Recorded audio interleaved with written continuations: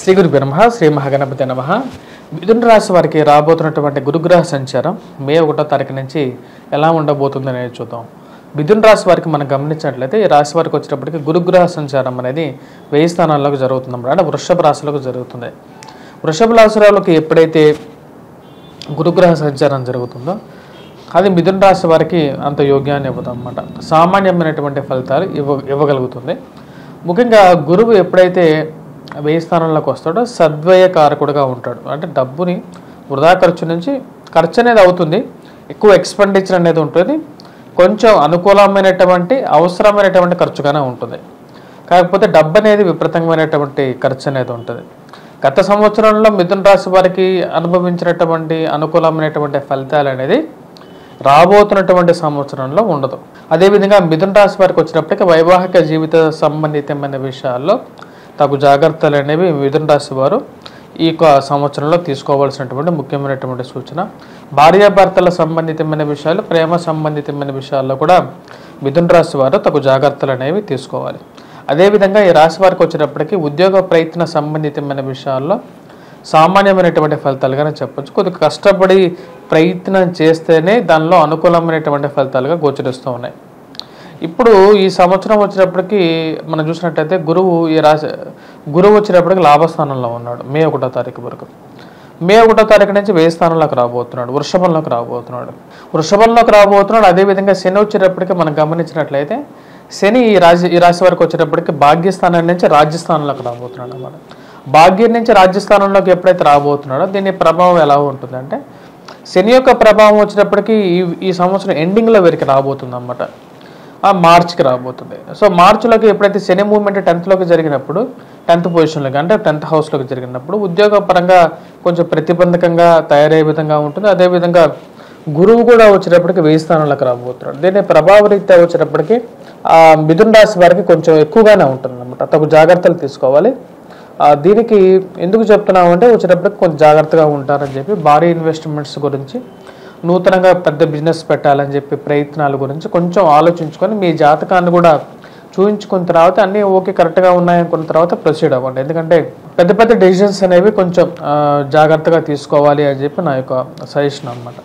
మరియు అదేవిధంగా ఈ యొక్క ప్రభావం అనేది ఎలా ఉంటుంది, గురువు ఎప్పుడైతే 1000 స్థానంలోకి వెళ్తాడో దాని యొక్క ప్రభావం వైవాహిక జీవితంలోనే కాకుండా ఉద్యోగ పరంగానో వ్యాపార పరంగానో కొద్ది ఎక్కువగానే ఉంటుంది. వాటన్నిటితో పాటు ఈ రాశి వారు తీసుకోవాల్సినటువంటి కొన్ని జాగ్రత్తలు అనేవి ఉన్నాయి. అవి ఎటువంటి జాగ్రత్తలు అనేది కూడా మనం చూద్దాం. ముఖ్యంగా విద్యార్థుల మీద ఎక్కువ ప్రభావం అనేది ఉంటుంది. విద్యా సంబంధితమైన విషయాల్లో సామాన్యమైనటువంటి ఫలితాలుగానే గోచరిస్తూ ఉన్నాయి. విద్యార్థులు ఎక్కువగా కాన్సన్ట్రేట్ చేయాలి. రాబోతున్నటువంటి సంవత్సరంలో మే 1 నుంచి గురుగ్రహ సంచారం 1000 స్థానంలోకి మారుతున్నప్పుడు దాని ప్రభావం అనేది ఎక్కువగా ఉంటుంది. మరి అదేవిధంగా ఈ రాశి వారికి వచ్చేటప్పటికి విద్యార్థులతో పాటు విద్యా సంబంధితమైన విషయాల్లో బిజినెస్ చేస్తున్నటువంటి వారు, విద్యా సంస్థల్లో పనిచేస్తున్నటువంటి వారి మీద కూడా ఎక్కువ ప్రభావం అనేది ఉంటుంది. మరియు వారితో పాటు ఈ రాశి వారికి వచ్చేటప్పటికి మనం మిగతా విషయాలు గమనించినట్లయితే పుస్తక షాప్ యజమానులు, స్టేషనరీ షాప్స్ రన్ చేస్తున్నటువంటి వారు, ముద్రణ రంగంలో ప్రింట్ అండ్ ఎలక్ట్రానికల్ మీడియాలో ఉన్నటువంటి వారి మీద కూడా ఈ ప్రభావం అనేది ఉంటుంది. ప్రేమ సంబంధితమైన విషయాలు అత్యంత జాగ్రత్తగా ఉండాల్సినటువంటి ముఖ్యమైనటువంటి సూచన. వీరందరితో పాటు ఎవరైతే వడ్డీ బిజినెస్ చేస్తున్నటువంటి వారు, చీటీ వ్యాపారాలు చేస్తున్నటువంటి వారు తగు జాగ్రత్తలు తీసుకోవాలి. ఫైనాన్షియల్ ట్రాన్సాక్షన్స్లో బ్యాంకింగ్ రిలేటెడ్ సెక్టర్స్లో పనిచేస్తున్నటువంటి వారి మీద కూడా ఎక్కువ ప్రభావం అనేది ఉంటుంది. ట్రాన్స్ఫర్స్ రిలేటెడ్ ఇష్యూస్లో ఎక్కువగా ఉంటుంది. ఇష్టం లేనటువంటి ఉద్యోగం, ఇష్టం లేనటువంటి చోట పనిచేయటం, ఈ 2 ప్రభావాలు వీరి మీద ఎక్కువగా ఉండే విధంగా ఉంటుంది. ఆ యొక్క విషయాల్లో జాగ్రత్తగా ఉండాల్సినటువంటి ముఖ్యమైనటువంటి సూచన. ప్రమోషన్స్, ఇంక్రిమెంట్స్ విషయాల్లో మే 1వ తారీఖు నుంచి అంత సానుకూలమైనటువంటి ఫలితాలుగా గోచరించట్లేదు. అదేవిధంగా ఉద్యోగంలో పదోన్నతి గురించి అంటే ప్రమోషన్ గురించి మీరు చేస్తున్నటువంటి ప్రయత్నాల్లో వచ్చేటప్పటికి ఏదో విధంగా సమాజంలో మిమ్మల్ని చెడ్డ పేరు తీసుకురావాలి అని చెప్పి ప్రయత్నం చేసే వాళ్ళు ఎక్కువగా మీ చుట్టూ ఉన్నట్టుగా మీకు తెలుసుకుంటారు. అదేవిధంగా ఇక రాశి వారికి వచ్చేటప్పటికి రాబోతున్నటువంటి ఆగస్టు, సెప్టెంబర్లో మిశ్రమమైనటువంటి ఫలితాలు అనేవి ఎక్కువగా రాబోతున్నాయి. ఎందుకంటే ఈ రాశి వారికి కర్కాటకంలో వచ్చినప్పటికీ కుజుడు మాందాబ్దం జరగబోతుంది. దాని యొక్క ప్రభావం అనేది కూడా ఈ రాశి వారి మీద ఎక్కువగా ఉంటుంది అన్నమాట. ఓవరాల్గా చెప్పాలంటే ఈ రాశి వారికి ప్రథమార్థంలోనే అనుకూలంగా ఉన్నట్టుగా చెప్పచ్చు. అంటే 2024లో రేపు రాబోతున్నటువంటి మే వరకు అనుకూలంగా ఉన్నట్టుగా చెప్పచ్చు. మే తర్వాత కొంచెం సామాన్యమైనటువంటి ఫలితాలుగానే ఉంటాయి. మరియు ఎప్పుడైతే ఈ యొక్క శని యొక్క సంచారం కూడా స్టార్ట్ అవుతుందో అప్పుడు ఈ యొక్క ప్రభావం అనేది ఇంకా కొంచెం ఎక్కువగా ఉంటుంది. మరి అదేవిధంగా ఈ రాశి వారికి మిగతా విషయాల గురించి మనం గమనించినట్లయితే ఎలా ఉండబోతుంది మిగతా విషయాల్లో, వైవాహిక జీవితంలో వైవాహిక సంబంధ భాగస్వామ్యంలోకి అడుగు పెట్టాలని చెప్పి మీరు చేస్తున్నటువంటి ప్రయత్నాలు ఏవైతే ఉన్నాయో అవి సామాన్యమైనటువంటి ఫలితాలుగానే చెప్పొచ్చు. అంతగా ముడిపడే విధంగా ఉండవన్నమాట. కొద్ది కష్టంగా మీరు ఎక్కువగా ప్రయత్నం చేస్తే కానీ వివాహ జీవితంలోకి అడుగు పెట్టడానికి అనుకూలమైనటువంటి సమయంగా ఇది అంతగా లేదన్నమాట.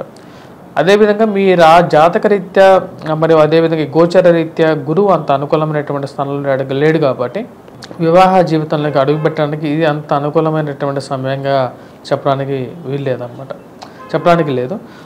మీ యొక్క జాతకంలో కూడా గురుగ్రహ సంచారం కానీ అంటే గురువు యొక్క అంతర్దశ కానీ లేకుండా ఉంటే శుక్ర అంతర్దశ కానీ అనుకూలమైనటువంటి స్థానాల్లో గోచారాల్లో అనుకూలమైనటువంటి గురుగ్రహ సంచారం జరుగుతున్నప్పుడే వివాహ జీవితంలోకి అడుగు పెట్టాలని చెప్పి శాస్త్రం చెప్పింది అన్నమాట.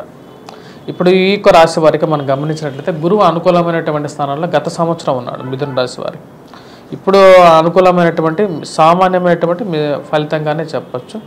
ఈ సంవత్సరం అంత అనుకూలమైనటువంటి ఫలితాలు గోచరించట్లేదు.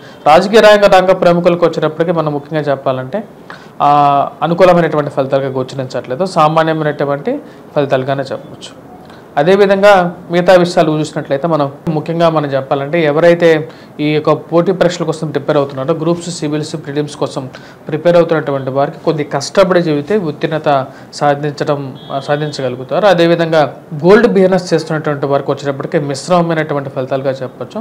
అలాగే బట్టల దుకాణదారులకు కూడా మరియు అదేవిధంగా ఆ యొక్క షాప్స్లో పనిచేస్తున్నటువంటి వారికి కూడా సామాన్యమైనటువంటి ఫలితాలు గోచరిస్తున్నాయి. మిథున రాశి వారికి వచ్చేటప్పటికి ఈ సంవత్సరం గురుగ్రహ సంచారం అనేది సామాన్యమైనటువంటి ఫలితాలు గోచరిస్తున్నాయి. ఈ రాశి వారు చేసుకోవాల్సినటువంటి పరిహారాలు ఏంటి? ఎందుకంటే గురువు సరైనటువంటి స్థానంలో లేనప్పుడు ఇది వివాహిక జీవితంలో పాటు విద్యార్థులను కూడా ఎఫెక్ట్ అనేది ఎక్కువగా చేస్తూ ఉంటుంది అన్నమాట. దీని ప్రభావరీత్యా ఈ రాశి వారు ముఖ్యంగా గురుగ్రహ సంచారంలో అనుకూలమైనటువంటి ఫలితాల కోసం పొందడం కోసం అంటే గురువుని బాగా బలోపేతం చేసుకోవాలన్నమాట. అంటే వీకెస్ట్ ప్లానెట్ని స్ట్రెంథెన్ చేసుకోవటమే ఆస్ట్రాలజీగా చెప్పడం జరుగుతుంది.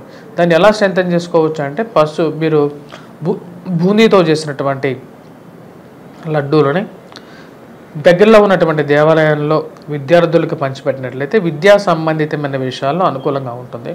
లేని పక్షంలో మీ ఇంట్లో చుట్టుపక్కల వారికైనా సరే దగ్గరలో ఉన్నటువంటి దేవాలయంలో మీరు పంచిపెట్టచ్చు. అదేవిధంగా గురువారం పూట లైట్ గోధుమ కలర్ షర్ట్ అనేది ఎక్కువగా అనుకూలమైనటువంటి ఫలితాలు ఇవ్వగలుగుతుంది. మరి వాటితో పాటు ఈ యొక్క రాశి వారు వచ్చేటప్పటికి పుష్యరాగాన్ని ధరించవచ్చు. చూపుడు వేలికి పుష్యరాగాన్ని ధరించినట్లయితే అనుకూలమైనటువంటి ఫలితాలు పొందగలుగుతారు. ఇప్పటిదాకా మీరు గురుగ్రహ సంచారం అనేది ఎలా ఉండబోతుంది అని చెప్పాను. గురుగ్రహ సంచారం అనేది ప్రతి రాశి మీద కూడా దాని యొక్క ప్రభావం అనేది ఒక సంవత్సరం పాటు ప్రభావం అనేది చూపిస్తుంది అన్నమాట. అసలు గురుగ్రహ సంచారం అంటే ఏంటంటే గురువు ఎప్పుడైతే ఒక రాశి మారుతాడో అంటే 12 రాశుల్లో ఒక్కొక్క సంవత్సరం పాటు గురుగ్రహ సంచారం జరుగుతూ ఉంటుంది. ఎప్పుడైతే గురుగ్రహ సంచారం జరుగుతుందో అప్పటి నుంచి మనకు గురువు పుష్కరిణి అంటే గురువు ఒక నదిలోకి అంటే మనకు 12 జీవనదుల్లో ఒక్కొక్క నదిలోకి గురువు ఆ యొక్క నక్షత్రంలో మారినప్పుడు అంటే ఆ రాశిలోకి మారినప్పుడు మనకు పుష్కరాలు రావటం అనేది జరుగుతుంది. శుభ పుష్కరణ స్థానంలోకి వెళ్తాడనమాట. అంటే మనకు ముహూర్త బలంలో కూడా చెప్తాం అన్నమాట. ఏంటంటే గురువు శుభ పుష్కరణలో ఉన్నప్పుడు దాని యొక్క బలం రీత్యానే మన ముహూర్తం పెట్టడం అనేది జరుగుతుంటుంది అన్నమాట. అదేవిధంగా మన జాతక రీత్యా కూడా అంటే గోచార రీత్యా జాతక రీత్యా కూడా గురువు యొక్క స్థానం అనేది వేరే విధంగా ఉంటుంది. అంటే జాతకంలో వచ్చినప్పటికీ గురువు కొన్ని స్థానాల్లో కేంద్ర స్థానాల్లో అనుకూలమైనటువంటి ఫలితాలు ఎక్కువగా ఇస్తూ ఉంటాడు. కానీ గోచారాల్లో వేరే విధంగా ఉంటుంది అన్నమాట. నేను ఇప్పుడు దాకా మీకు దాని గురించి ఎక్స్ప్లెయిన్ చేశాను. కొన్ని రాశులకి ఇది చాలా అనుకూలమైనటువంటి ఫలితాలు కూడా ఇస్తుంది, కొన్ని రాశులకి ప్రతికూలమైనటువంటి ఫలితాలు కూడా ఇస్తుంది అన్నమాట. గురువు ఎక్కడే అనుకూలమైనటువంటి ఫలితాలు ఇవ్వగలడా అంటే వేరే గ్రహాలతో కూడా అనుకూలత అనేది కూడా దాని యొక్క ప్రభావం అనేది ఉంటుంది అన్నమాట. దాని గురించి నేను ఓవరాల్గా చెప్పడం జరిగింది. మీరు ఇంకా క్లియర్గా మీరు తెలుసుకోవాలి అంటే నా యొక్క వెబ్సైట్లో కూడా ఉంటుంది, vangarvari.com అని ఉంటుంది. ఆ యొక్క వెబ్సైట్లో మీరు లాగిన్ అయ్యి అక్కడ ఫ్రీ పంచాంగం అనేది ఉంటుంది. నా యొక్క పంచాంగాన్ని మీరు అక్కడ డౌన్లోడ్ చేసుకొని చూడొచ్చు. డౌన్లోడ్ చేసుకోవచ్చు. క్రోధినామ సంవత్సరం పంచాంగాన్ని ఫ్రీ డౌన్లోడే ఉంటుంది. మీరు ఇక్కడ డౌన్లోడ్ చేసుకొని మీరు నా క్యాలెండర్ అన్ని డీటెయిల్స్ అన్నీ ఉంటాయి. మీ యొక్క జాతక రీత్యా కూడా పెద్ద భారీ ఇన్వెస్ట్మెంట్ చేసేటప్పుడు మటుకు 1-2 సార్లు మీ యొక్క జాతకాన్ని పరిశీలించుకున్న తర్వాత భారీ ఇన్వెస్ట్మెంట్స్ వివాహ జీవితాల్లోకి అడుగుపెట్టడం ఇవన్నీ పెద్ద పెద్ద ప్రశ్నలు అన్నమాట. ఈ యొక్క పెద్ద ప్రశ్నలకు వచ్చేటప్పటికి సమాధానం తీసుకునే ముందు ఒకసారి నన్ను కాకపోయినా సరే మీకు ఎవరైనా నచ్చినటువంటి జ్యోతిష్యుడిని మీరు ఆయన యొక్క సలహాలు తీసుకొని మీరు ముందుకు వెళ్ళినట్లయితే మీ జీవితంలో ఒక మంచి వెలుగు ఉంటుందని చెప్పి ఆశిస్తున్నాను.